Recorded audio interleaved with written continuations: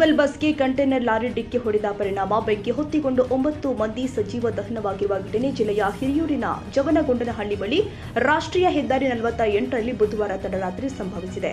ಖಾಸಗಿ sleeper coach bus ಬೆಂಗಳೂರಿನಿಂದ ಶಿವಮೊಗ್ಗದ ಮೂಲಕ ಗೋಕರ್ಣಕ್ಕೆ ಹೊರಟಿತ್ತು. ಈ ಸಂದರ್ಭದಲ್ಲಿ ಹಿರಿಯೂರಿನ ಜವನಗೊಂಡನಹಳ್ಳಿಯ ಗೋರ್ಲತ್ತು ಕ್ರಾಸ್ ಬಳಿ ಎದುರಿನಿಂದ ಡಿವೈಡರ್ ದಾಟಿ ಬಂದ ಲಾರಿಯು ಬಸ್ಗೆ ಡಿಕ್ಕಿ ಹೊಡೆದಿದೆ.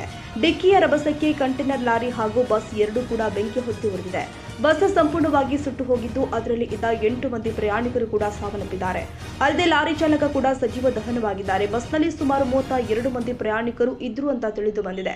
ಸುದ್ದಿ ತಿಳಿದ ತಕ್ಷಣ ಪೊಲೀಸರು ಹಾಗೂ ಅಗ್ನಿಶಾಮಕ ದಳದ ಸಿಬ್ಬಂದಿ ಸ್ಥಳಕ್ಕೆ ದೌಡಾಯಿಸಿದ್ದು ರಕ್ಷಣಾ ಕಾರ್ಯಾಚರಣೆ ನಡೆಸಿದ್ದಾರೆ.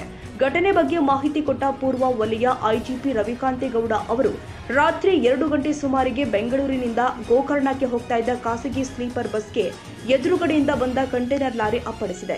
ಲಾರಿಯು ಬಸ್ನ ಡೀಸೆಲ್ ಟ್ಯಾಂಕಿಗೆ ಹೊಡೆದಿರಬಹುದು. ಡೀಸೆಲ್ ಲೀಕ್ ಆಗಿ ಬೆಂಕಿ ಹೊತ್ತಿಕೊಂಡಿದೆ. ತಕ್ಷಣ ಬಸ್ಸಿನ ಒಳಗಿದ್ದ ಕೆಲ ಪ್ರಯಾಣಿಕರು ಹೊರಬಂದಿದ್ದಾರೆ. ಒಳಗೆ ಇದ್ದ 8 ಜನ ಹಾಗೂ ಲಾರಿ ಚಾಲಕ ಸೇರಿ ಒಟ್ಟು 9 ಮಂದಿ ಸಾವನ್ನಪ್ಪಿದ್ದಾರೆ ಅಂತ ಪ್ರಾಥಮಿಕ ತನಿಖೆಯಿಂದ ತಿಳಿದು ಬಂದಿದೆ.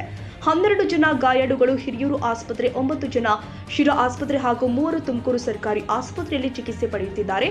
ಓರ್ವ ಪ್ರಯಾಣಿಕನಿಗೆ ಹೆಚ್ಚು ಸುಟ್ಟ ಗಾಯಗಳಾದ ಹಿನ್ನೆಲೆ ಬೆಂಗಳೂರಿನ ವಿಕ್ಟೋರಿಯಾ ಆಸ್ಪತ್ರೆಗೆ ರವಾನಿಸಲಾಗಿದೆ.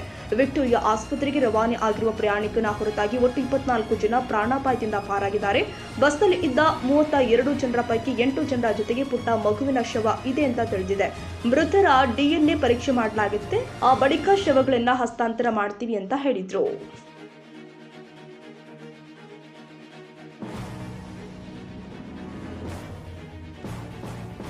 ಈ ವಿಡಿಯೋ ನಿಮಗೆ ಇಷ್ಟವಾದರೆ ಲೈಕ್ ಮಾಡಿ.